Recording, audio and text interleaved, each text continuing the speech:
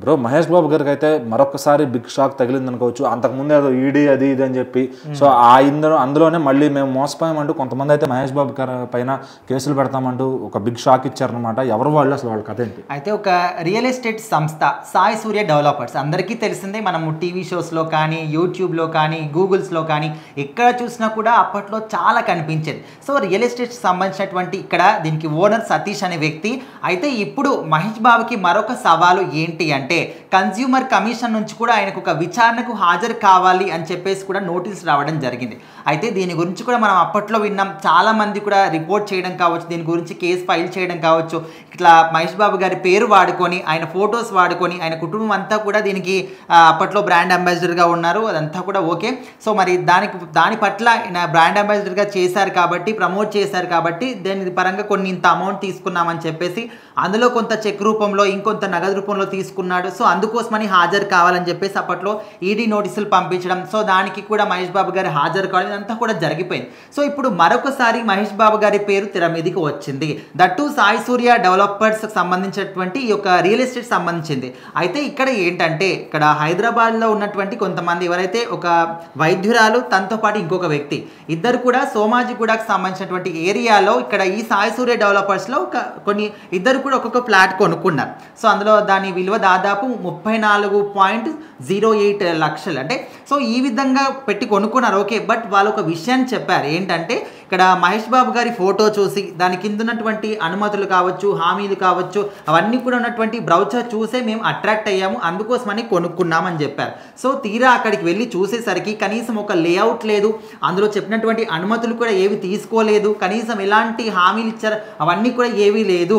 So అందుకోసమని దీనివల్ల మేము మోసపోయాము, మా డబ్బులు మాకు తిరిగి ఇచ్చేయండి అని చెప్పేసి.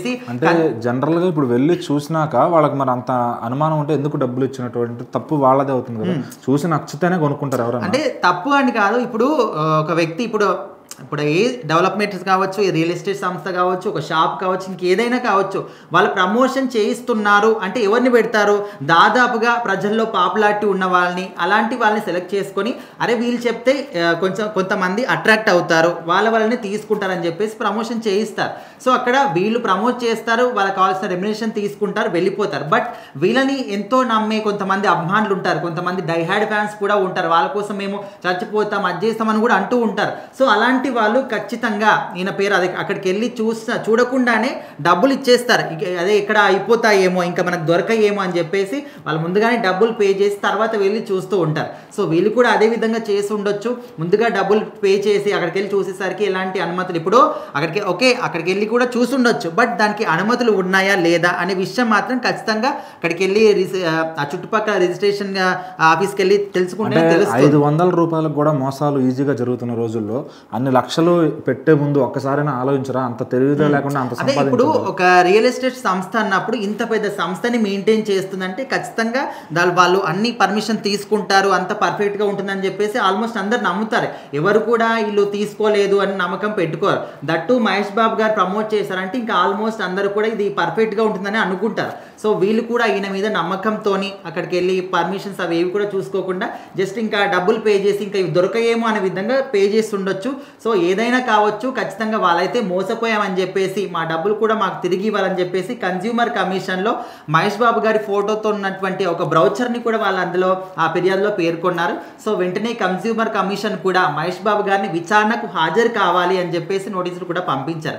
మరి ఇక్కడ కూడా మహేష్ బాబు గారు ఎప్పుడు వస్తారు, ఏమని ఆయన ఎక్స్ప్లెనేషన్ ఇచ్చుకుంటారని. అంటే కంపెనీ వాళ్ళ దగ్గర కూడా టర్మ్స్ అండ్ కండిషన్స్ ఉంటాయి కదా, ఇందులో మహేష్ బాబు గారిని చూసి కొనుక్కుంటే ఆయనకు ఎటువంటి సంబంధం ఉండదని చెప్పి వాళ్ళు ఎక్కడో చిన్నగా రాస్తారు గైడ్ లైన్స్ లో.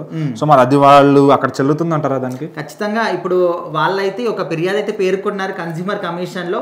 అది ఎవరు తప్పైనా ఉండొచ్చు, ఆల్మోస్ట్ ఒక 70-80% అంత సపోర్ట్ కూడా కన్స్యూమర్ కే ఉంటుంది డెఫినెట్లీ. సో మరి ఇక్కడ మహేష్ బాబు గారి కమ్యూనిటీ గైడ్ లైన్స్ కావచ్చు, రూల్స్ అండ్ రెగ్యులేషన్స్ కావచ్చు, ఏవైనా ఉండొచ్చు.